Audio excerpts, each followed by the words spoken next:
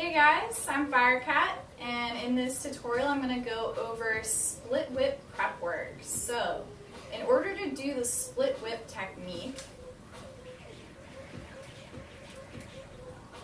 where you literally have your single whip split into two different strands, you have to do a little prep work first. So your whip is trained. Basically the fibers are kind of molded into this split whip shape. So when you first get a new whip, that's when I highly recommend you prep it.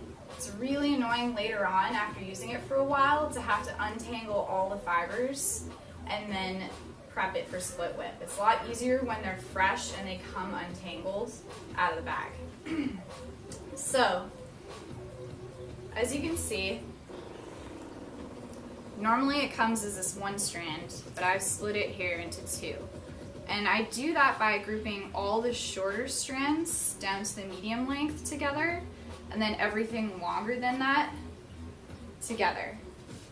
And something to keep in mind is your shorter strands will actually look thicker and brighter than your longer strands because the fact that they're shorter makes it so that the light travels to the end of them faster than it does to the end of these. So the light is dispersed more by the time you're seeing it at the end of this one.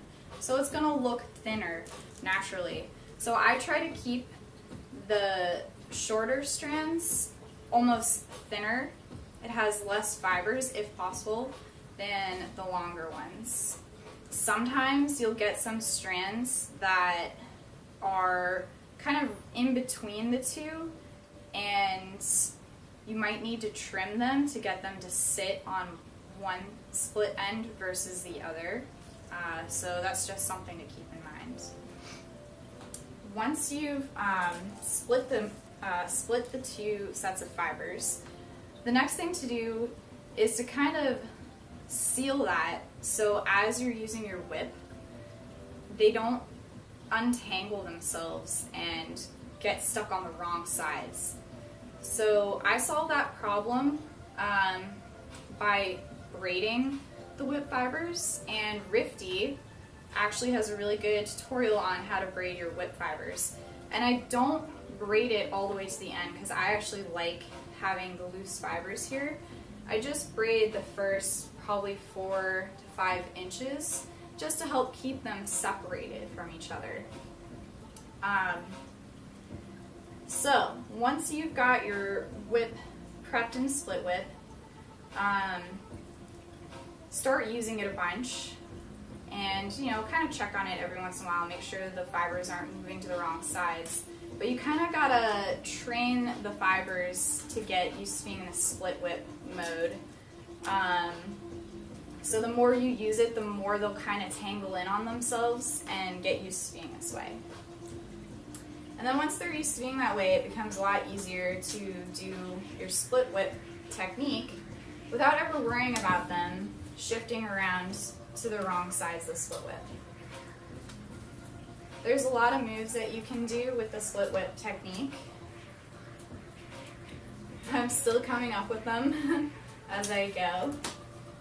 But the first thing you can do to get used to controlling a split whip is practice your regular arm trace, and then once that shorter end falls out, grabbing hold of the longer one.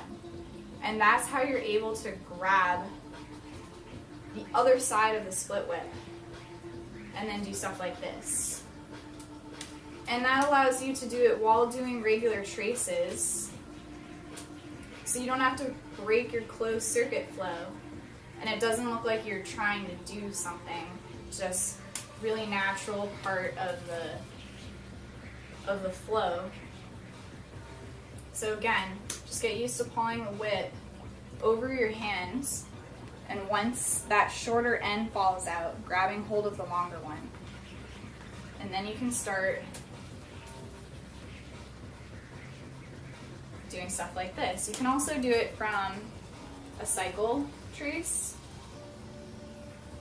grabbing hold of it and going into split whip. And that's it for this tutorial. Thank you for watching.